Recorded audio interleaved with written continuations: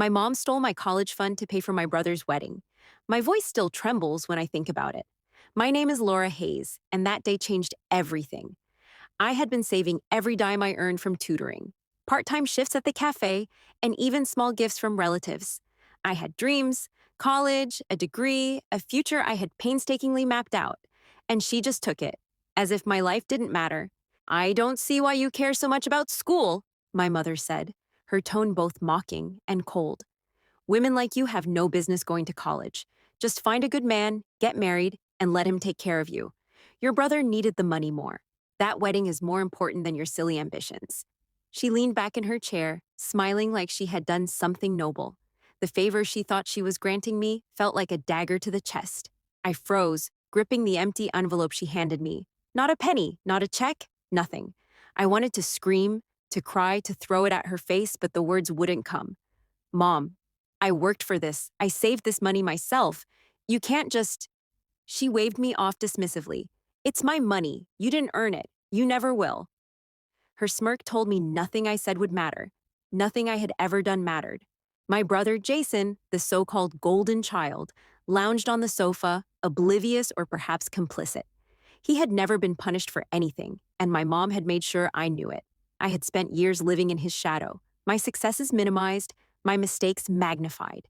And now, with a casual flick of her hand, she erased my entire future.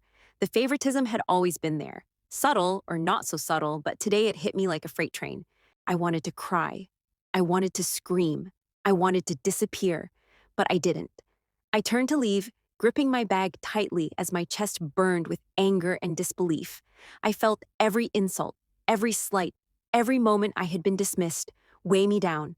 My feet carried me outside, into the cool evening air, away from the house that had been both my home and my prison.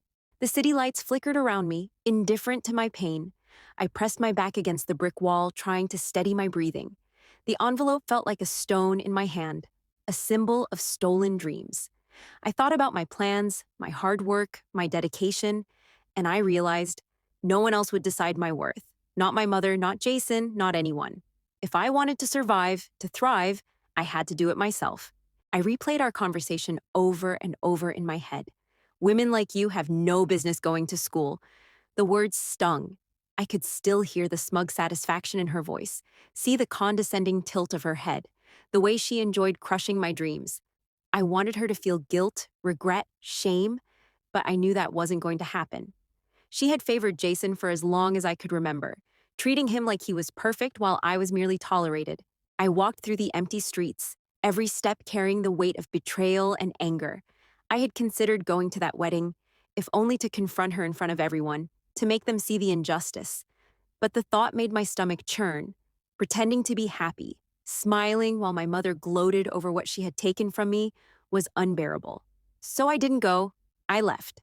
I vowed silently that my absence would be a quiet rebellion, a refusal to let them see me broken. At night, alone in my tiny apartment, I counted my losses and weighed my options. College seemed farther away than ever, the path forward uncertain. But even in despair, a spark of determination flickered. If I had learned anything from years of being dismissed, underestimated, and ignored, it was this. Survival meant proving them wrong. My dreams were mine, even if they had tried to steal them. I imagined a different life, one where I wasn't bound by their favoritism or cruelty, where I could sit at a desk, make decisions, and wield power, and where those who had doubted me would be forced to see my worth. The thought warmed me, gave me a purpose. I wasn't just angry, I was strategizing, plotting silently, building a fire that would not be quenched. In the weeks that followed, I threw myself into work and study, refusing to dwell on what had been taken, focusing instead on what I could build. I took tutoring gigs, worked extra shifts at the cafe, and saved every possible penny. Each coin was a small rebellion against the injustice I had endured. Every night, I lay awake thinking about the future, imagining a day when the tables would turn.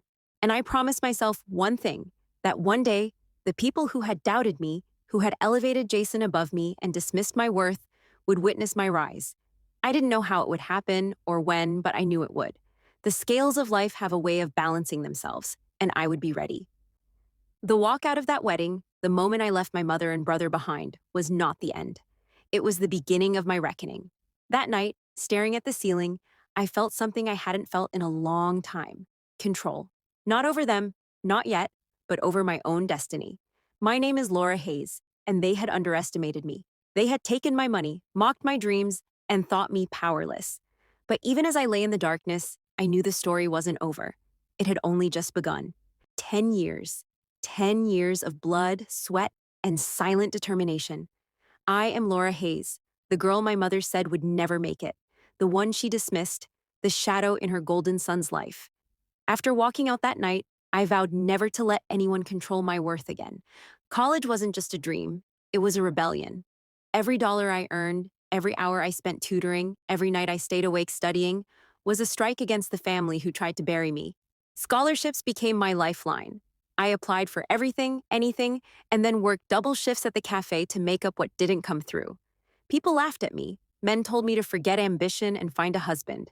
Teachers questioned if I had enough talent to succeed. Every dismissal, every sideways glance, every sneer I encountered fueled me. I wasn't just surviving, I was sharpening myself into something they could never imagine. The city became my proving ground. Late nights in libraries, early mornings in classrooms, the cold fluorescent lights reflected my determination as much as they did my exhaustion. Each exam passed, each paper submitted, each accolade earned was a quiet victory, invisible to my family, but monumental to me. I was no longer the powerless girl who had walked out of a wedding. I was a force building under the radar, a storm waiting for the right moment to strike. I majored in finance, and every lecture, every internship, every corporate meeting became a lesson in power. Money, influence, and decisions. They weren't just numbers, they were leverage. I absorbed it all, learned how the system worked, who controlled it, and who underestimated it. The more I understood, the more I realized the ultimate irony. Those who mocked me, who stole from me, would one day be in the hands of someone they never saw coming. Side hustles turned into small investments. Scholarships turned into financial independence. By the time I graduated, I had a plan, not just to live, but to dominate in a world that had doubted me.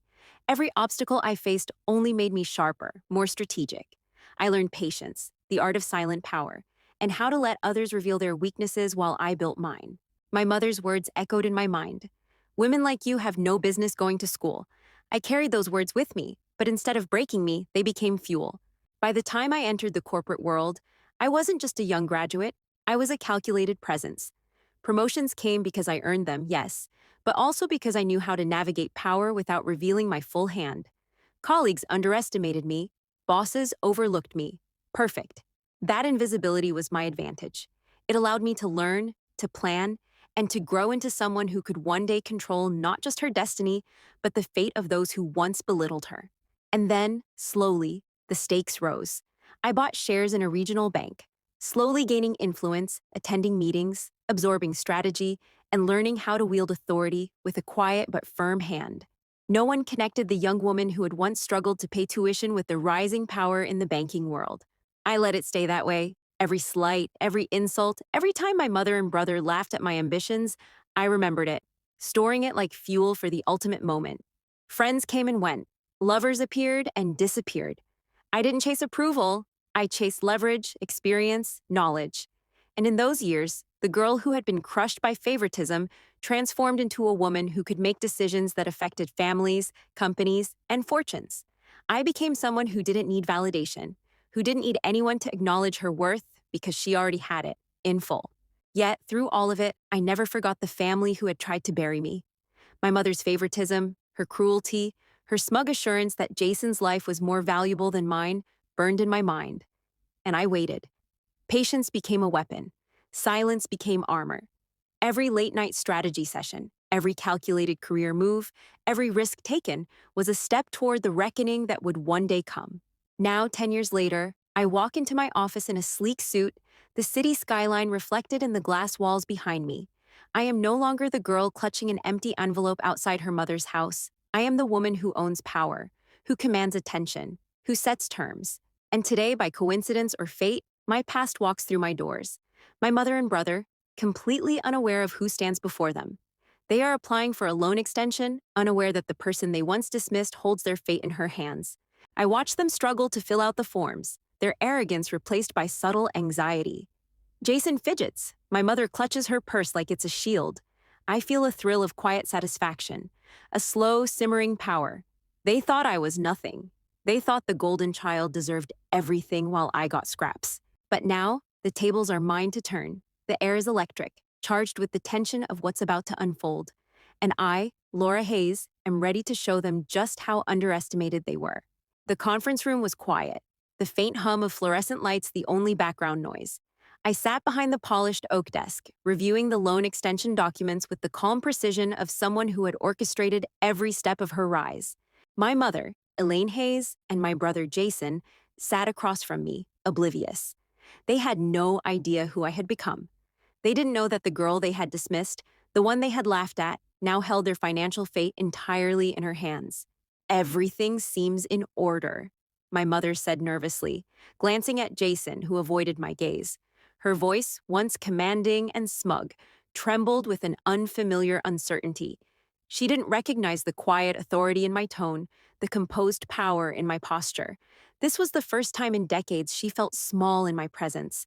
I let the moment linger, savoring the tension. Patience had always been my ally. I leaned back slightly, the sunlight filtering through the blinds, casting sharp lines across the table. "There's just one issue," I said, my voice smooth, unyielding.